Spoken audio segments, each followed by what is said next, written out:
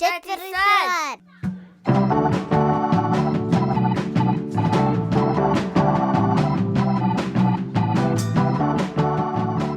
Well, everybody, welcome to the Super Slaka Report interview with a very good friend of ours. He goes by the name of Stanko, and you can find him on All Things Croatia Podcast. This guy has got a lot of really cool, fabulous interviews under his belt. You can check out his stuff on his website, and we'll put all the links in the description and on our show notes. But let's say hello to Mr. Stanko. Hello. Hello. Hey, how's it going, everyone? Happy to be on the podcast here with you guys. It's a real honor. I'm really excited. Awesome. Well, you know what? Really we had such a good time with you on your podcast. So let's keep the magic flowing. Yeah.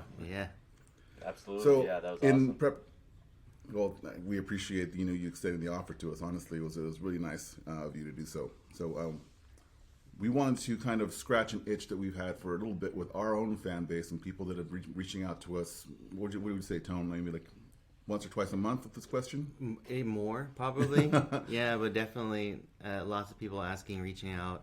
And it so happens to be a lot of what you're experiencing and what you went through.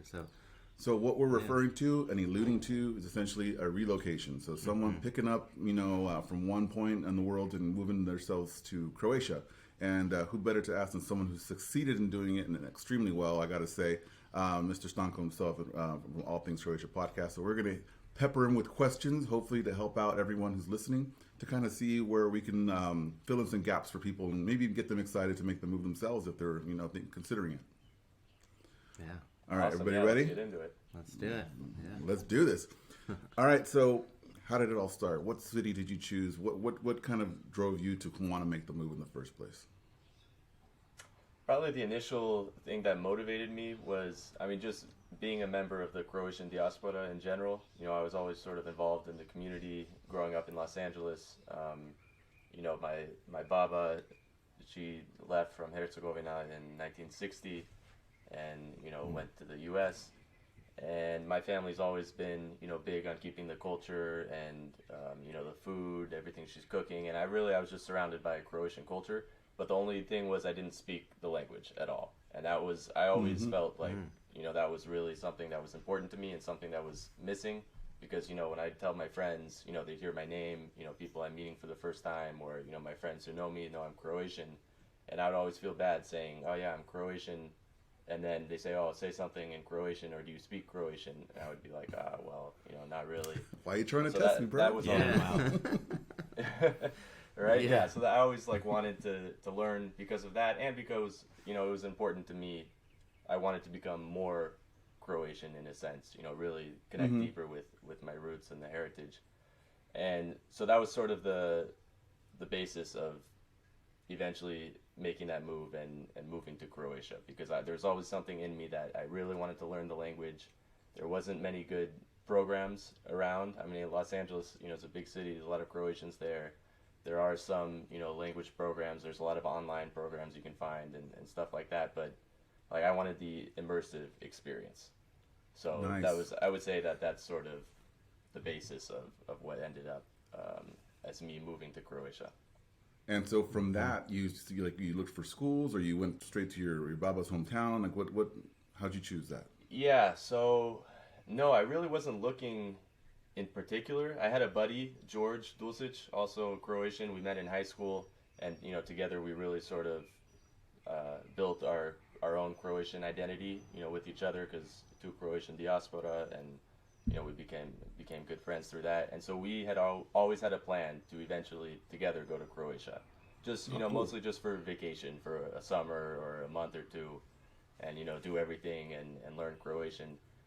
And one day I found online, I just came across it. I think it was on Croatia Week magazine, and it was a program for diaspora, Croatian diaspora, to come back to Croatia and learn the language. You know how Israel has their birthright program, and that's probably the most famous example, the only one I know really, other than Croatia now, of a diaspora program. And so it was kind of like that.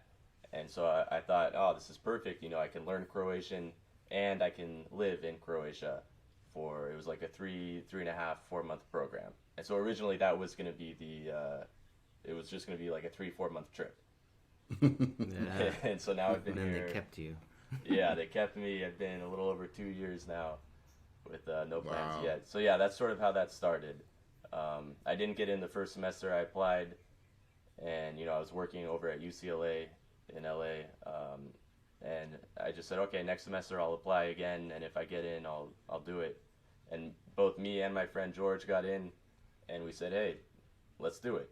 We got accepted, and in traditional Croatian fashion, they told us a week before the program started that we were accepted. so I had to tell them, I said, I'm coming a week late. I've got to give 2 weeks at work, Yeah. I'm moving to another country. But yeah, with paperwork and everything could be a little slow. But yeah, so we got in. The day that we heard we got accepted, we both quit our jobs, and then 2 weeks later, we flew out here to Zagreb. I guess I'll answer that too. You did ask sort of about the city, because there were some different options, and I think if I remember correctly, initially I wanted to do it in Split, just because I had been there before. Super fun city, especially in the summer, and down by the coast. It's closer to my family in Herzegovina and all that. But then we sort of did some research and talked to some people, and everyone's like, well, if you're looking for something more similar to LA in that it's a sort of a bigger city and things to do year round, Zagreb is your best bet. So that's how we ended up doing it here in Zagreb. Good to know. Well, thank you for answering that. Much appreciated. That's crazy. I'm so happy that you're able to make the transition with somebody. It makes it a lot easier. So that being said, you've done all your research and what have you. Like when it comes to cities that you're going to lean towards too. You made the move on, you said you left a job, you're moving from city to city. What was that experience like going from, hey, LA to Croatia? What was like the speed change for you? Yeah, I mean, honestly, it all happened so fast because, like I said, a week before the program actually started, we heard, and then 2 weeks, after we heard, we left. And so everything was super quick. Those last 2 weeks, like, I didn't have a lot of time for anything. I was finishing up at work. I had to pack, I had to try and get, everything ready, paperwork, medical records for the dorms, things like that.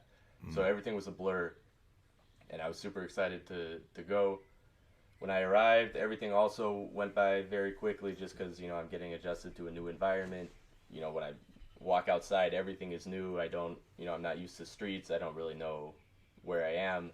So I feel like everything really went quickly for me in the beginning, or not that the time flew by quickly, but just, everything to me was new.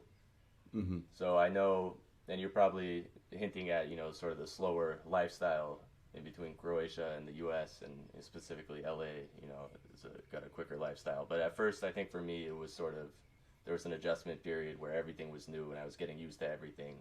But of course, after I settled in, you start to see and feel the difference, how everything is slower. Everyone's always, at the coffee, at the cafes, drinking coffee, and regardless if you've got work or not, you take a couple hours break to drink coffee, and so yeah, definitely I noticed the difference here in that the pace of life is slower. And Zagreb, I think, is probably the furthest removed from that lifestyle, just because it's the capital city. It's the biggest city. It's starting to become more sort of more similar to the rest of Western Europe, I guess, in that sense. But if you go down to like the coast, to Split or somewhere in Dalmatia, I know that the lifestyle is even more polako, pomalo, how they say. It's even slower there. So for me, Zagreb was sort of a nice balance, coming from LA, wanting that slower paced lifestyle, but not sort of a stepping stone, I guess. Cool. Yeah, that's awesome. So, as we talk about like you moving out there, transitioning into the entire culture and world, were you setting up any sort of like goals like before moving? Like as you're there, you want to, let's say, give yourself 3 months to learn how to order a pizza, or maybe do like 6 months. I'm gonna start to travel through new places and get to different areas on your own. A good question. About travel, I definitely wanted to travel a little bit and see everything. But I think overall I was just happy to be in Croatia and to be studying Croatian and everything. As far as specific goals, I think I don't think I really had any specifically. Like I said, I planned to only do that one semester there and come back. I wanted to stay a little bit for the summer too. Just, you know, you can't pass up a Croatian summer. So I was going to do that first semester, stay maybe a month into the summer and come back. And my job even offered me, you know, when I gave in my 2 weeks notice, they said we can do like not sabbatical, but I guess a sabbatical type of thing that you can come back, you know, in 3 months, I think they said, and we'll keep your spot. And I thought about it and I said, I'd like to, but, you know, I really want to have that summer and sort of have the full immersive experience. But goals, I don't know. I think that I expected to learn more, honestly, or I expected to be better at Croatian in that first semester. I don't know. I think my expectations were just too high because I was sort of picturing myself, you know, speaking with the locals fluently after one semester because I figured, you know, I'm living there. I'm not just taking a class or something online. You know, I'm actually in there. I'll be speaking it every day. You know, I'll learn it in a couple months for sure. And that was definitely I didn't meet that goal. Yeah. You still got time. Plenty of time. Can you order a pizza now? Yeah, definitely. I can order a pizza. Oh, you know, that was one thing I wanted to say. That question reminded me. Like, ordering in general, I was always kind of confused, like, because we say it differently in English, you know? Like, for me, I want to say, like, can I please have a pizza? Or can I have a slice of pizza, please? But here, it's just, like, they'll just say pizza, you know? Or, like, pizza in accusative the cases. And so that was something, like, that I wanted to sort of figure out, because sometimes I would say, like, ja bi pizzu, or mogu li imati pizzu, or just, you know, pizza. So I never really knew the polite way to order things. I guess that was sort of one small goal that I had coming in. And I still really don't know. I feel like I say it different every time, but most of the time I'll just say, you know, whatever it is, or like može, you can put a može before anything, and that's the trick. That's the cheat code, right? You find the cheat words that get you to your destination. Exactly. Yeah. Well, let me ask you a question. Did you have any like previous experiences or skills prior to moving out there that you would say made it easier for you to move? Like, I'm not sure if you've ever like, if you're at a university, did you have to like apply for a student visa? Was it easy to find like a place over there? Did you do online searching for, you know, if you're at a dorm or not, or an apartment? Mm-hmm. Yeah, so as part of this program, there was an optional, there's a choice that you could stay in the dorm, in the student dorms if you needed to. And so I've been now almost 2.5 years here in the in the student dorms. And that was sort of part of the appeal for me and my friend when we first came. We're like, oh, we're going to do the college all over again, just this time in Croatia. Which, you know, it's not quite the same. Both college over here as well as, you know, the program we're in is only a language program, so it's not like we're studying other things as well. But yeah, so I've been in the student dorms. They moved me around once, so I spent the first year in one student dorm a little bit south of the center of the city, and then about a year ago, for the next semester, they put me in this dorm where I am now, which is just like a few minutes walk from the other building. So yeah, so I'm at the University of Zagreb student dorms. Mm-hmm. So which was nice because I didn't have to, I know it can be hard looking for apartments and stuff, especially if you're overseas and you've got to rent an apartment and you don't have a chance to go there and look for it first. Mm-hmm. I know there are some, actually I did try to rent an apartment because I thought they were going to give me a roommate here not too long ago, and I just got a new job, and you know I got a lot of meetings and stuff, so I couldn't have a roommate. So I thought I was gonna have to rent, and I was looking on Newskolo, if you guys have heard of that. It's like the Croatian Craigslist, sort of. Oh wow. Newskolo, yeah, .com and or .hr, maybe I forget how it is, but yeah, basically it's like a Craigslist, and so that's, I mean, like I got in contact with a lot of people. Through that, but a lot of them wanted, like a year-long or more lease, which is, I'm sure for a lot of people is fine, but for me, I was just looking until the summer because then I'm going down to the coast after that. But honestly, I think I found a lot of connections for like rooms or apartments that were open in group chats, like expat group chats over here through WhatsApp. Nice. So I think for me, that was honestly the easiest way as an English speaker and as just, used to everything like that, the expats group chats. Excellent. Those are some great tips right there for people. Yeah. You know, Yeah, it's we good do intel get right that there. question a lot. Croatian Craigslist. Yeah, Croatian Yeah. Craigslist. You know, group Yeah. chats and the expat format. What'd you say? Yeah, and on Facebook as Forum. well. Forums. There's like the Yeah. group chats on WhatsApp, and then on Facebook, I guess it's sort of the same people. But yeah, so those are pretty easy ways, and everyone's always asking like all these types of questions. You know, people who are coming for the first time or living there for the first time. You know, does anyone know how long it takes to get your residence permit for a foreigner? And then a couple people will respond and say, oh, my experience is this and this. So that's actually really helpful if you just want to ask something, or if you're just reading the responses that other people. But yeah, everyone's always asking these questions, and then you know, people sort of fill in with their feedback. So those are helpful for sure. Awesome. So one of the other questions we get is how big of the cost of living change would it be from someone moving from, like, let's say a big city like LA, for instance, to Croatia? What have you experienced, basically, you know, in your daily life that goes, oh, I'm that's more than I expected, or that's less than I expected? Also, can I tag on? Like you've been there now from the kuna to euro transition. So Oh, yeah. how has that been going too? Yeah, well, I'll try to answer both of those. Although I have been lucky as part of this program that, you know, I haven't had to pay rent. I mean, I do pay rent for the dorms, but it's, you know, a flat rate, and I get that back at the end of the year if I pass the class. So that's Wow. a big bonus there. And then I also get like a low rate to eat at the local cafeterias. So that's Okay. only like usually 1.5 euros, like $1.50. You know, Wow. and you get sort of the full meal, take what you want type of thing, and All delivery. so that's been super nice.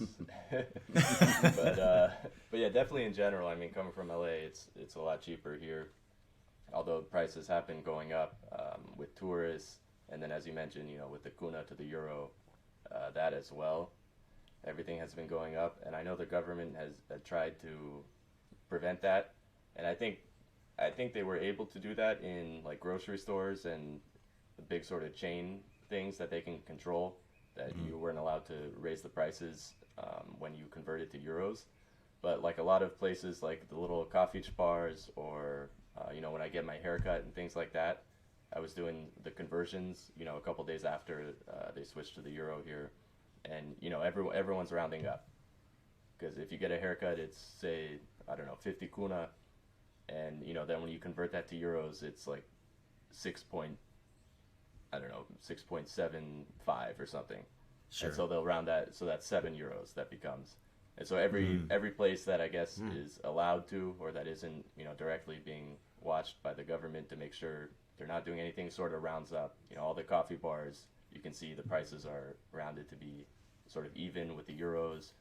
I mean, just when you have that chance to do that, it's also easier for the waiters and stuff to get change, and easier to pay. So yeah, there's definitely been a little bit of a price increase because of that change, as well as inflation. You know, that's sort of worldwide thing. Yeah. Prices have been increasing, and then you add on tourists and the fact that so many tourists are coming, and they're willing to pay, you know, a lot or more than locals are able to pay for example, in Split, you know, for an apartment. I think Split is actually one of the craziest cities as far as like real estate prices go. I think in the EU, I read something like that. Like it grew to the largest percentage last year, the real estate Wow. prices in Split of like any city in the EU, or one of the highest, something like that.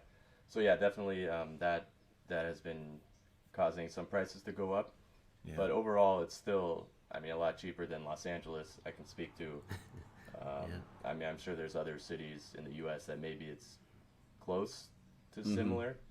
I would say Croatia is not, maybe if you thought of Croatia 10 years ago or something, you'd say, oh, you know, it's super cheap to go there and do all these things. I would say it's not like that anymore. It is a little bit cheaper, but I think now it's really, prices have been catching up, especially in Dubrovnik. There I've noticed, like, prices were almost on par with LA for like restaurants, and during the middle of the summer, you know, during the Summer, season, sure. Yeah, everything summer. goes up. So yeah, Sneaky. Well, they gotta do what they gotta do. Little Yeah. by little, right? Yeah. Yeah, Yeah. that's true.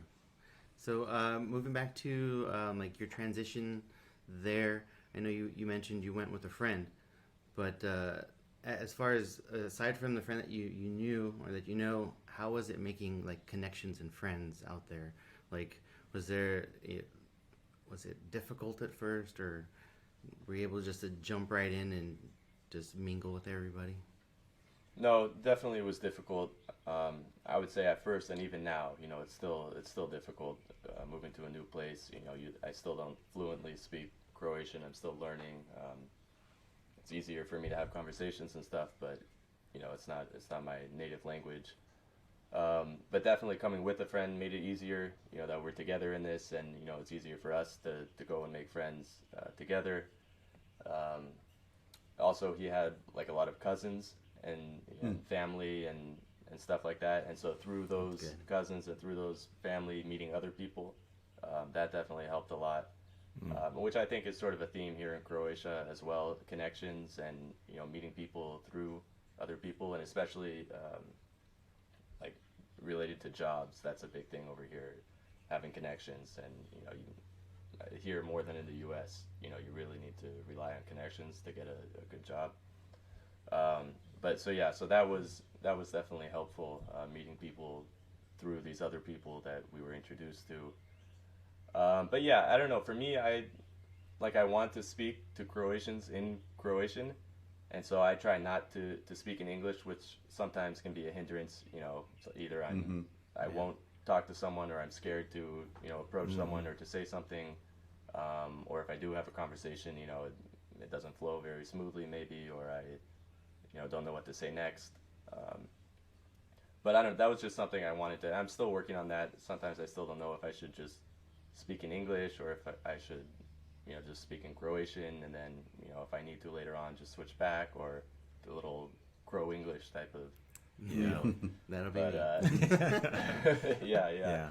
Well, I mean, it's hard in going to any country. I would imagine it would be hard to sort of start a new life and meet new people, and I mean, even going to a new city where you don't know anyone, even in your same country, it can be hard. So I think Definitely. just the fact that it's a different country and a different language was an added level of difficulty. But I'll mention, the group chats again, these expat group chats. People are meeting up in there. They're putting on events, expats meet up, whatever, on, next week or something at some bar, and then all the expats will go there. I'll say that that's more for sort of people a little bit older than me, I'll say. That's like families that have moved out here, or people for work, or digital nomads type of deal. I would say in those meetups, it's not so many people of my age. I'm 26 right now. I think it's a little bit more of the like a young professional type. I guess I'm getting close to that age too. But but yeah, so those expats meetups have also been a good way to meet people. So you kind of were speaking to it. I had another question I was going to ask you a little later, but since you kind of mentioned it already, in these technical conversations, like, have you had to go see a doctor? Have you had to go open a bank account? Like, things that are more in a technical manner of speaking for the language. How do you deal with those, having the limited language that you're working on right now? Yeah, those can be a struggle, especially sometimes in those sort of higher level professions. I don't know if I'll say it like that.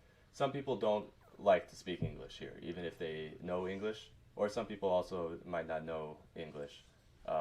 But especially at it's like the DMV equivalent in Croatia, where you get your paperwork done and things like that. Sometimes they won't want to speak English to you, and so you kind of have to do things in Croatian. As far as going to the doctors, actually, I don't have health insurance. Because I've just been going like one semester at a time. I did the one, and then I said, I'll do another. I did another, and I've sort of been extending it semester by semester. And so I never got around to like getting my health insurance card or anything like that. So luckily, thank God, nothing so far has happened. I haven't had to go to the doctor except for one time where I got real sick, and I went to the emergency room, and I didn't understand what the doctor was telling me, and I was sitting there on the stool or whatever, just looking at him, and he was telling me something over and over, which I think is zini. I forget how it is. It's like a word for open your mouth, but it's just like a one word command. Oh, wow. I forget how and I didn't understand because I was sick like in my throat, and he kept saying it. And finally, he yells like "Otvori usta" or something at me. He's like, "Open your That's the mouth." one I would have was like, "Oh, recognized. sorry." I was like grinning at him like an idiot, not knowing what he's saying. So yeah, there's definitely some. I had to open a bank account, and I wanted to keep it in Croatian the whole time. So I didn't understand like anything that happened. Like I didn't know if there were fees included in this account. I didn't know what was going on, but I was like too proud to speak in English. Yeah. So I wouldn't recommend that. Luckily, I don't think there's been any fees so far, but but yeah, he spoke it's a English hard even, lesson. but I told him, I said, "Oh no, Yeah. na Hrvatsko možemo, može."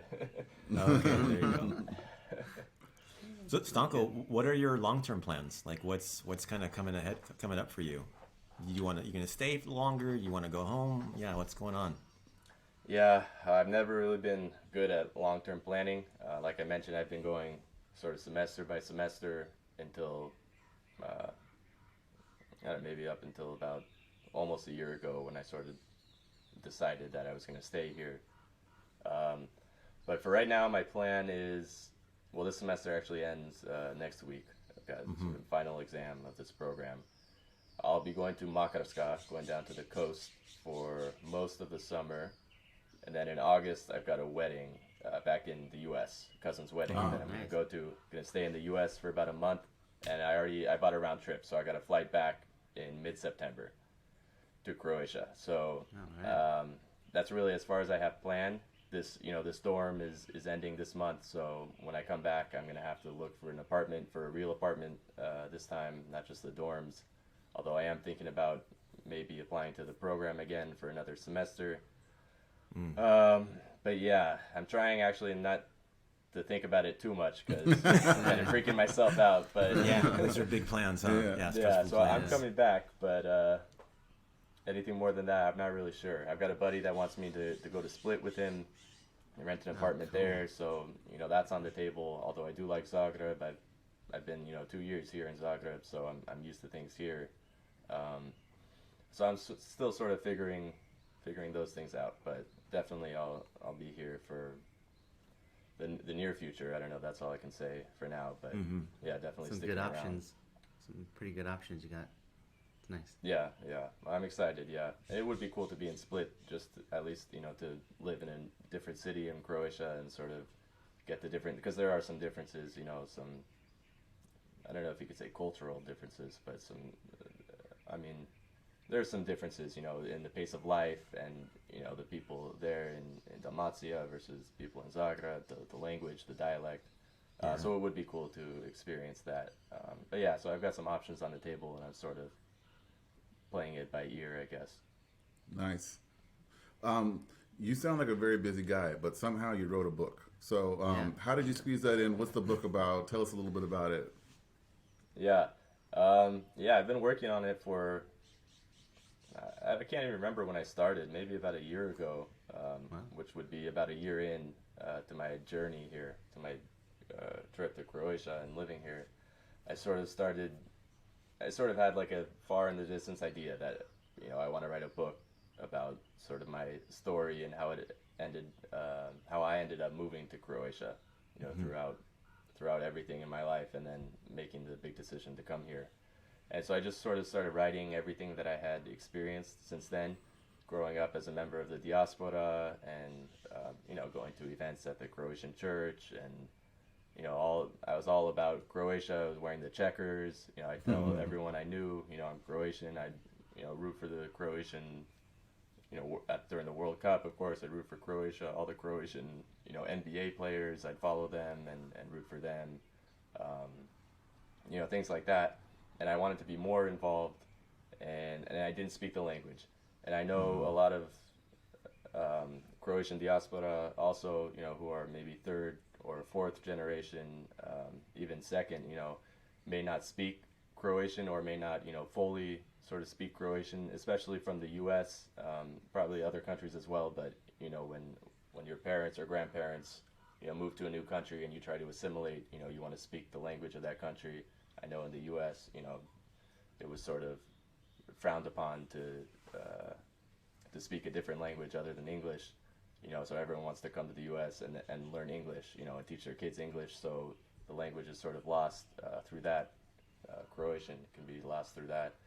And I don't know, so that was a big part of my identity, being Croatian. And so I really wanted to learn Croatian. And when I was thinking about writing this book, I figured that there was a lot of people who can sort of relate to my story. Either they were, Croatian diaspora, or they, maybe were married to someone who's Croatian, or have Croatian friends, or for some reason or another, were interested in Croatia / the Croatian language. And so I figured it would be, interesting to write about everything that I experienced, which a lot of people could relate to, at least, in the U.S., Australia, Canada. There's a lot of Croatian diaspora also. Mm-hmm. And then why I made the decision to move to Croatia, and sort of what that experience was like for me, and is like, sort of the differences, and, how funny stories. I got a lot of funny stories in there of, just things that happen, either cultural differences or just, I didn't understand, like the bank account thing. I don't know what he's telling me. The doctor thing in there? Yeah. No, actually, I forgot about that until... Cool. We got an exclusive, guys. We got an exclusive. That's in part 2. But, he was nice about it because he didn't charge me anything. He said, you Oh, have that's insurance. nice. You're technically a foreigner, because I'm still waiting on citizenship here. He said it's supposed to be like 100 euros, you'd have to pay. But he just sort of shook his head and, grunted. And so, okay, thank you, I appreciate that. Wow.